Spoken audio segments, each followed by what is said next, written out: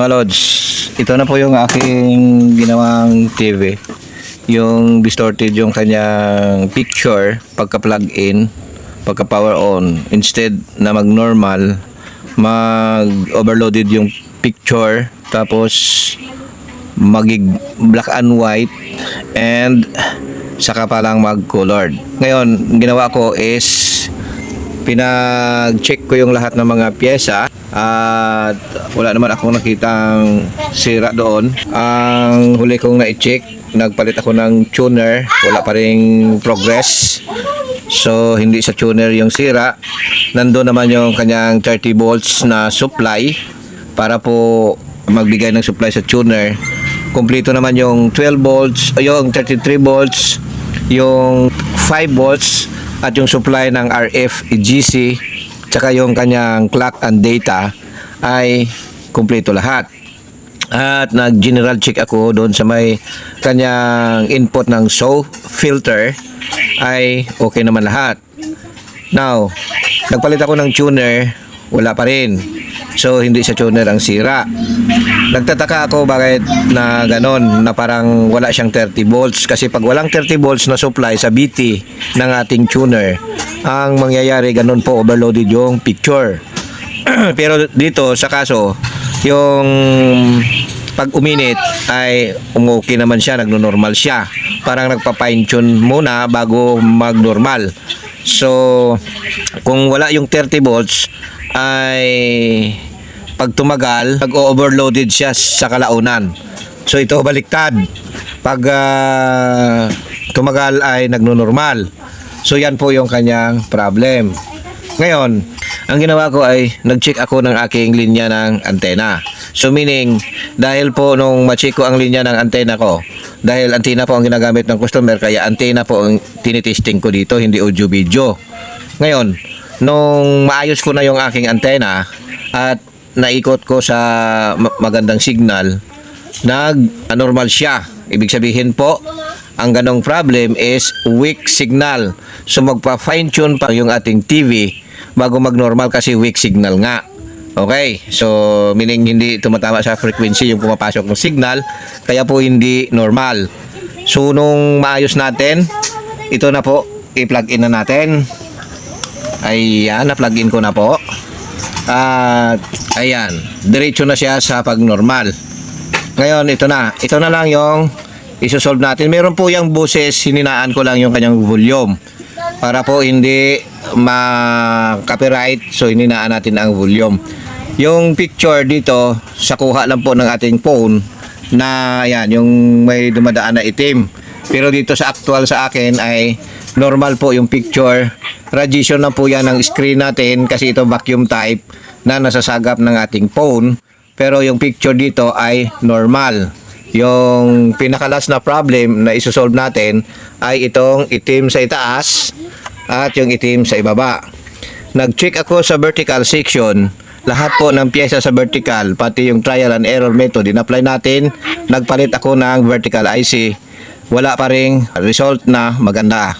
Ganun pa rin. So, sabi ko sa unang video na papasokin ko yung kanyang service mode para po ma-reset natin yung kanyang size. Subukan natin kung mapasok natin yung service mode gamit po yung ating service remote para sa Universal TV. Maganda po yung kulay, normal po, kaso lang yung yung radiation na nasasagap or binubuga ng ating tube, nasasagap ng ating cellphone camera. Kaya ganyan po yung picture na makukuha natin. Ngayon, para po maayos na natin, tanggalin ko lang yung antena. Okay, tanggalin natin yung antena. Ayan. Magkukulay asul po yung TV natin. Kasi pag walang signal, ito ay naka blue back screen. Kaya walang snow, walang raster. Kulay blue na merong itim sa taas, ayan, may itim din sa ibaba. So pasukin natin yung kanyang service mode. Kung makikita sa remote natin, meron ditong butas. Yan po ay service button. Pindutin natin ito, lalabas po yung factory set or factory mode sa itaas. Ito dito, makikita natin sa screen pag mas na mabuti. Tusukin natin dito. Ayan. Okay, hindi pala natin dito inyo makikita kasi dito sa ating remote dito po sa sensor dapat nakatutok. So dito tayo magtusok. Ayan.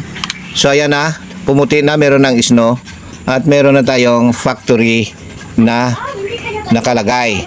So pindutin pa natin para lumabas yung kanyang mga modes na i-adjust natin. Pindutin dito. Ayan. So ayan, lumabas na yung mga pangalan. Pindot pa natin hanggang sa ito na. Meron na tayong makikita dito na vertical or inti.v.size na 40. I-adjust po natin dito. Pindot po yung ating positive. Okay, palakihin natin ang screen. Alright, so pagmasdan yung itim sa ibaba, pindutin natin itong positive. Ayan o. Okay. Hindi pala yung horizontal yung ating napindot, horizontal face. Ito kasi kulay pula yung sa itaas. Okay, so ibalik natin. Ayan. So dito tayo sa ibaba natin sa yung pula, ibaba natin dito sa vertical size. Vertical size po 'yan. So pindutin natin yung okay, malayo kasi ito. Pindutin natin yung down. Ito, ayan, pinindot natin ang down, bumaba yung pula. Pindutin natin yung positive. Ayan, kung makikita nyo, ayan o. Ayan, bumubuka po yung screen natin. Ayan o. Diba? Hanggang sa maitago natin yung itim. Okay, naka 58 na tayo. Dagdag pa natin, ayan. Natago na yung itim. Dito sa ilalim. Okay, lalabas na po tayo sa ating service mode or sa factory mode. Pindutin natin itong 0 or yung button pala, yung butas. Ayan o. Ayan, wala na. Diba? Nagbalik na siya sa kulay blue. Lagyan natin ng antena para po mapalabas natin yung signal. Ayan. Ayan na po. Okay. Buo na po yung screen natin. Ayan. Tapos mayroon pang puti doon sa taas. Ulitin natin kasi may puti pa sa taas. Mag-open uli ako ng service mode or factory mode. Ayan, lumabas po sa taas yung factory. Tapos pindutin natin yung isa pa.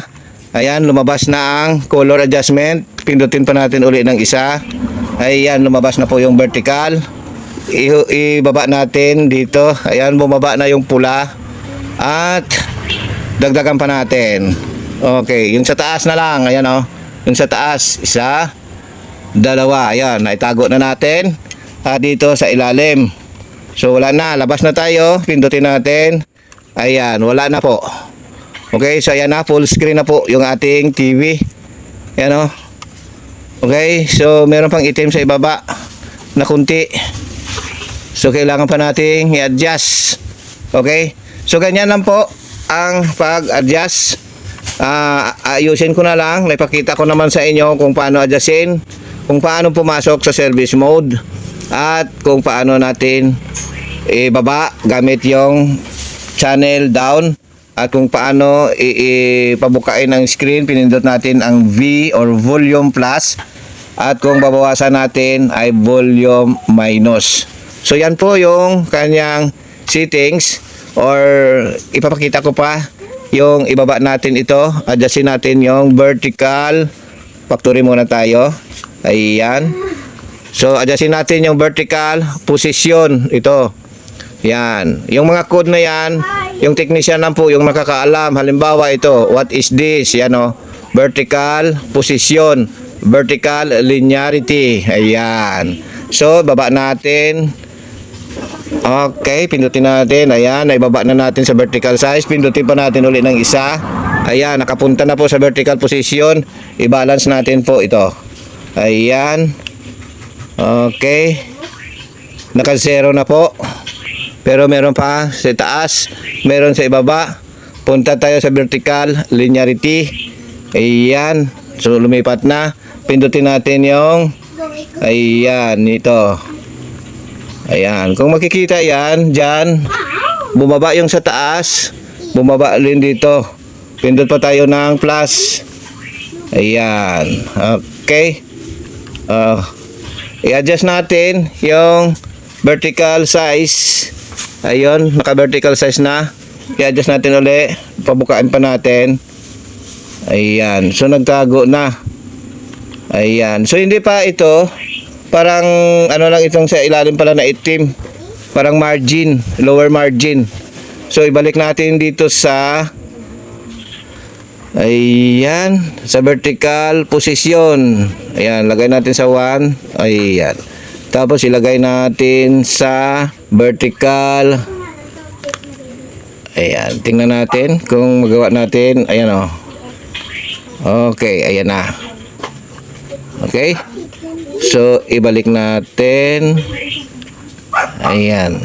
Hindi siya balance. Kailangan magkasing laki yung numero dito sa ilalim. So, ayan o. Okay. Lipat natin. Ayan. So, magkaparehas na sila. Punta tayo sa vertical size. Okay. 63 na po. Okay. So, mataas na. Ayan. Tapos, balik natin sa vertical position. Adjust natin. Ayun. Nakatago na yung puti. Nakatago na rin yung itim sa ilalim. Ngayon ay okay na yung screen natin. I-minus na, i-out na natin. Exit na tayo. Pindot natin ito. Ayan, naka-exit na. So, ito na.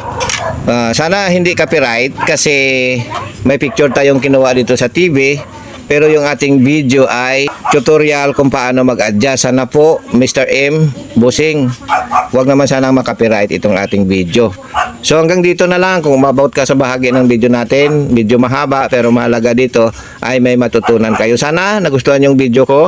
Follow, like, and share na rin kung nagustuhan nyo ang video ko. Maraming salamat. Magandang buhay. Bye-bye.